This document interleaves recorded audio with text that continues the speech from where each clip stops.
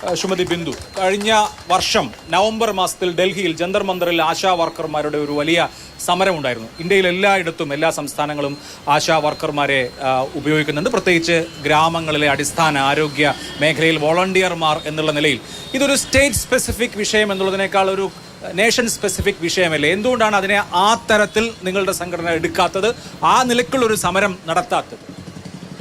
ഇവിടെ റോസമ്മ ചേച്ചി പറഞ്ഞതുപോലെ ഇത് ഒരു കേന്ദ്രാവിഷ്കൃത പദ്ധതിയാണെങ്കിലും ഈ ആശാ വർക്കർമാർ തൊഴിലെടുക്കുന്നത് സംസ്ഥാനത്തിന് വേണ്ടിയിട്ടാണ്.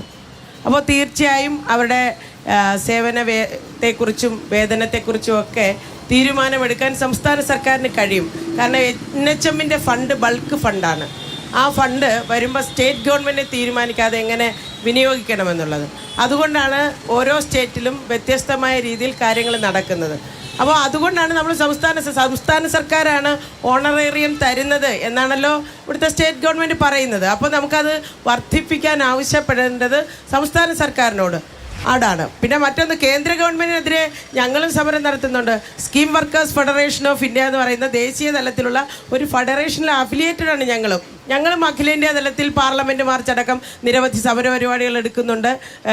ഈ കഴിഞ്ഞ ബജറ്റിന് മുമ്പായി നമ്മൾ പാർലമെൻറ്റിൽ പോയി ബന്ധപ്പെട്ട ഉദ്യോഗസ്ഥരെ നേരിട്ട് കണ്ട് ഇൻസെൻറ്റീവ് വർദ്ധിപ്പിക്കണം. കഴിഞ്ഞ 17 വർഷമായിട്ട് ഇൻസെൻറ്റീവ് വർദ്ധിപ്പിച്ചിട്ടില്ല, അത് വർദ്ധിപ്പിക്കണമെന്ന് ആവശ്യപ്പെട്ടിട്ടുണ്ട്. നമ്മൾ അവിടെയും സമരം നടത്തുന്നുണ്ട്. മറിച്ച് നമുക്ക് ഓണറേറിയം തരിക എന്നുള്ളത് സ്റ്റേറ്റ് ഗവൺമെൻറ്റിൻ്റെ ഉത്തരവാദിത്തമാണ്. അപ്പോൾ അതുകൊണ്ടാണ് നമ്മൾ അത് ആവശ്യപ്പെടുന്നത്.